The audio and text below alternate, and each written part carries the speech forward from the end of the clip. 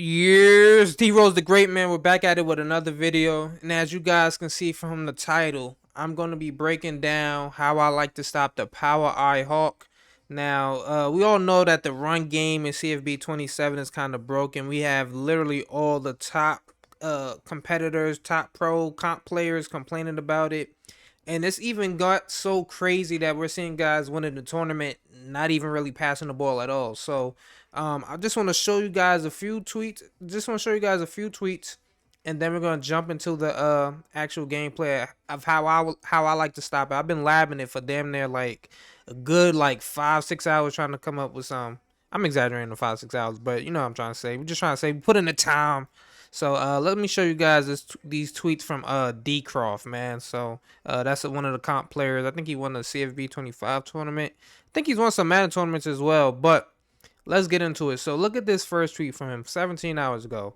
It says it's 49-35. Both players have over 300 yards rushing. There's still a minute left in the first half. Look at this right here, bro. 16 carries for 347, 11 for 302. Both of these guys have 4+ touchdowns, and it's still a minute 18 seconds in the first half, which is kind of crazy, right?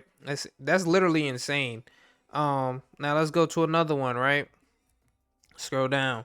Now, this is basically the play that's giving everybody hell. And if you're a cheese ball, man, you're probably coming out in different formations and all one down into power I to not give people time to adjust, set their defense up. But this is the play. Power I Hawk halfback stretch has been getting everybody hell. It's in the pro style UTSA playbook. And then let's go down to this last tweet right here. Oh, there's two more. It says pro player Gabagol just won a 1.5K PL tournament. He threw under 10 passes the entire tournament.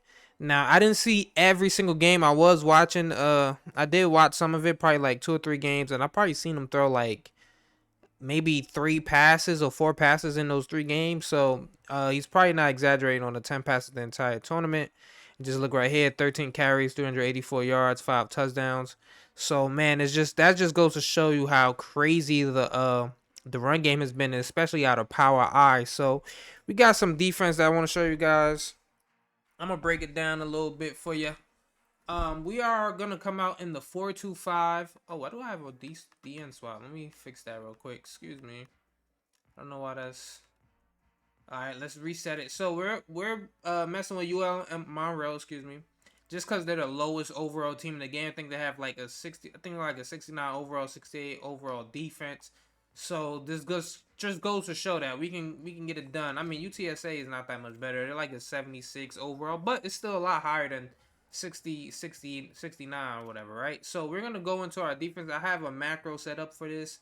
At the end of the video, I'll actually go and show you guys the macro. But before the play starts, I will tell you what I'm actually doing on defense to stop this stretch, right? So the first thing we're gonna come out here, we're gonna come out in the 4-2-5. We'd like to come out in the over front, so it could be 3-3-5. You can still have your corner or or keep your safety in if you want, just because they're better against the run. Me personally, I'm probably gonna keep the safety in, just because it's like, what's the benefit of having a corner, brother? There's a low chance that they're passing the ball out of Power I, so I'd rather have the best guy to fill the run. So we're gonna come out Power I Hawk. Now I'm gonna tell you what my setup is, right? This is my macro. I blitz both outside corners. The D line is pinched. Like you guys see, I'm trying to pinch right now. It's already pinched.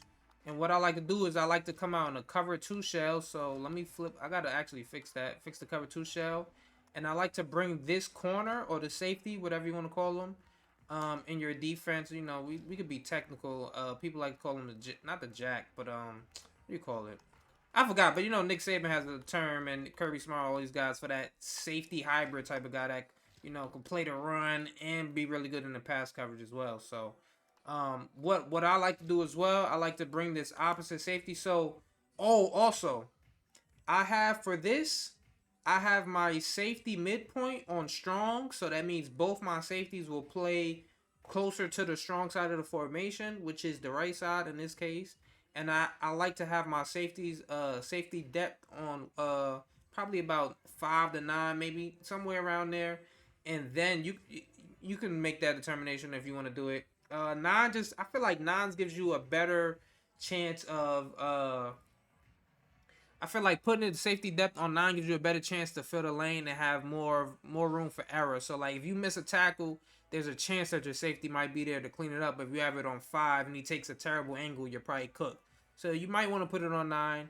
And then I have the safety width on wide. So we can actually after this play, I'll actually go and show you what it looks like when I respot the ball to the hash. So this safety right here, he's really supposed to be more outside if it's like on the hash, but we'll just leave him right here for the sake of the first play. So what I like to do is I bring the opposite safety from the weak side, and I like to bring him on the right side of the center, right? And what I'm watching 85, the guy that's the closest to the running back, that tight end that's blocking, the closest to the running back. I watch him wherever he goes. That's what I'm feeling. Um, and also if you want to, just to be a little safe, you can actually put, you see the both outside corners blitzing, you can put them on contains just to give you a little bit more room for error as well. So we'll do that. The only thing with that is if they do run up the middle, your corners kind of take a slower angle to get to the ball carrier. So that's where you just got to come up with that determination. Do you want to risk it or not? But we know we're running stretch right here, so we'll leave it at that. And like I said, all I want to do is I want to watch the tight end. I just want to we just want to scrape over the top. We get a one-on-one right there. Obviously, this game is broken, so sometimes they're gonna break tackles. But let me show you guys again. Let me actually fix it. I didn't put on the cover 2 shells, so that's my fault. So it's easier. The reason why we put on the cover 2 shells because it's actually quicker to get that safety or the corner, whatever you got in this formation, closer to that outside corner. That's the specific thing we need to do. We want to put them on that. We want to put that safety or corner closer to the corner right here. And we want to make sure he's outside of this tight end on the line of scrimmage, right? Just because that's how we kind of keep everything on the inside. We want to funnel everything back to the inside. So that's why we're doing that.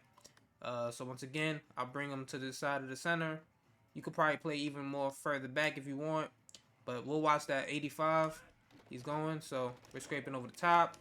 Get up. It's gonna be easy like that. Now, of course, this game is broken, so there's gonna be times where he's just gonna break a tackle, and there's a chance that your guy might take a bad angle. But we live with that, man. This is the best defense I've come up with to stop it. So scrape over the top. And sometimes they can't even get out there, right? So that's why I like it. We'll do it probably about 1 or 2 more times. I'll actually show it without actually containing the corners, but we just want to be a little safer. And then we'll show the dive. So right there, you got about 1 or 2 yards. But I mean, obviously, this is not gonna stop them. Like, I ain't gonna lie, if they need 1 or 2 yards, there's a high chance you're not stopping them. Like this formation is pretty darn good. So unless you got like some demons up front. Like, you got a bunch of outside disruptors, you're going to give us some yards. So, we can also put that guy there. But, also, I forgot to not put him on contains. But we'll do one more time. So, right there, like, that's one of the spots where that can end up being a home run. Because we know the stiff arms is broken in this game. So, he could have, if he could, a user might break that tackle, per se. So, let's go again. We want to watch number 85. As soon as he goes, we follow his move. He's going upside. Boom. We got him there. So that's why I like to click off. So I like to bring, if I see it's a stretch, I like to click off the safety. I like to just bring him. So pretty much what I'm doing, I just want to scrape him over the top and then click off and let the computer, because sometimes you'll take that bad angle or think you have a really good angle and it's just like you didn't even touch him. So that's what we like to do there. But remember, this is the most important thing, right? Is getting this safety or corner outside that tackle. Make sure he's on his outside shoulder for sure. We want to funnel everything back inside. Scrape over the top. And we get the stop again for, I think that was a loss, right? So now this is why we like to pinch. Now if you feel like they're never going to the if you feel like they never go to the dive, you can take the risk and not pinch. But this is why I pinch, just in case they do mix that in. So we'll go power I again. We'll go not duo. We'll go with the halfback lead dive, which is another pretty good play. This is probably the one I had the longest time stopping. Like, I could stop the stretch out of different things, but I had to, like, so let me pause it. I was able to stop the stretch. Oh, I could just bring up a thing like that. So I was able to stop the stretch out of multiple different plays and formations. But the problem was always trying to stop the dive. I could not stop the dive to save my life, bro. So I found a defense that works for both the stretch and the dive. So that's why we have the adjustments we have. So once again, I'm bringing this safety right here. I want to make sure he's on the right side. And we are following 85. If 85 goes, if we see him take that first step outside, we going outside. If he cuts inside, that's where we go fill. Just like we did right there. So that's why we have it on pinch, because we don't want to give up the dive as well. So, you know, we're basically covering our bases. We're funneling everything in this inside and making sure we make a tackle, right? So, this is what we do. Oh, crap. Let me back up a little bit. He goes inside. We meet him in the hole. Now, he still ends up getting about 3 or 4 yards, which is unfortunate. But that's better than a home run, right? I think we can all live with that for the most part. Now let me show you what happens when we contain too. I mean, you still might get the stop, but the corners take the outside corners. I don't like the angles they take. Like they get there too slow. Like you see, he's able to bounce outside, but if I don't contain, he won't be able to bounce outside so easily. Like it'll be like we're in that lane filling that. So we'll come about 6 yards here, right side of center. See that tight end? Go meet him in the hole. Boom. Only about a yard of inches maybe. So that is the defense that I like to run to stop the power eye hawk. Now this defense also works against the gun power eye tight as well. It actually works even better. The only weakness I will say is if they actually decide to pass the ball, because we're bringing this safety. We're bringing this safety here. So I mean, if you got enough time to do all these different type of adjustments, you could end up just going, you know what? Man this guy up like that, but that's I don't know if you have enough time for that. Most people are probably gonna quick snap you, so you kind of gotta live with something, right? We go meet him in the hole. He end up bouncing outside. That's what I'm talking about, the broken tackle. So that will be the only weakness for me, will be the pass game. But how many people you think are actually passing? And worst come to worst, you scrape over the top. Maybe you could switch stick to this guy. Like I don't know, maybe that's possible. Or you could put him in a hook curl. I don't know. Or you can put him in a curl flat. I don't know. But like I said, most people are not passing the ball out of this formation. So we'll just do one last play. Let me bring this guy out. And this, honestly, for me, this worked best with the over front. Excuse me. Don't do under fronts. That's all I'll tell you. Do not do under fronts. Don't do any like I mean you could do odd fronts as well. You could do odd fronts, but I would prefer that you do it out of like one of these formations, not like a 3-3-5 tight or something like that. Do it out. Oh crap, let me move this. We'll do it one last time, and then I'll actually go and show you guys how I have my macro set up for it. So meet him in the hole.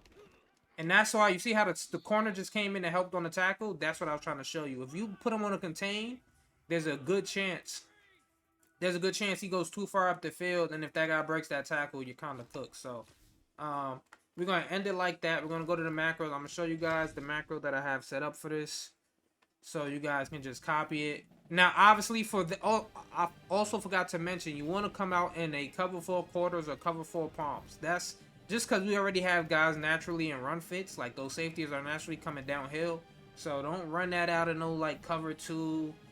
I mean, I really haven't tried it with like man coverage, but I feel like man coverage, I kind of don't want to be that too. I kind of don't want to be that aggressive, because I still want those run fits. So that's why we didn't do that. But let's go into our macros. And I might do a video on my different macros that I got. I got a bunch of them, but we're going into the power eye. So of rip, what I have, damn, I don't think I mentioned that, but I have on show blitz for my secondary. I don't think I mentioned that in the video. Make sure you have on show blitz. We have on defender aggression, on aggressive, of course, gap integrity, conservative. We don't want people jumping out of gaps and giving up a big play. So that's why we have that. Obviously, well, they're not really doing, you know, just in case maybe they audible down to something, they got some type of RPO or read option. We still keep our conservative, aggressive, conservative on our options. The D-line, we have pinch, you guys can see. We don't have any stunts. We don't have, I could put on the cover 2 shelf straight from here, but, you know, Sometimes I'll just do it straight from the formation itself. What else we have? So cornerback depth, we don't have anything on that. For cornerback width, we have it on wide. Safety depth, we have it on 9. And then of course the safety width, we have it on wide as well. Oh yeah, now safety midpoint, I told you guys we have it on strong. We got ball hog on aggressive. That doesn't really do much for us here since they're gonna be running the ball. But all these plasters and all that stuff, those are my typical settings for like plastering and stuff like that. So I'll just put it on. But we don't have anything else. You don't. Oh, excuse me. We have our corners. We have both our cornerback 1 and cornerback 2 on blitzes. So that's about it, man. That's all we have. So that's it for the video, man. Let me know what you guys think in the comment section below. Let me know if you will be stealing this. That is the best defense I have for Power Eye Hawk. So don't forget to like, subscribe, comment, do all that good stuff, man. I'm out. Peace.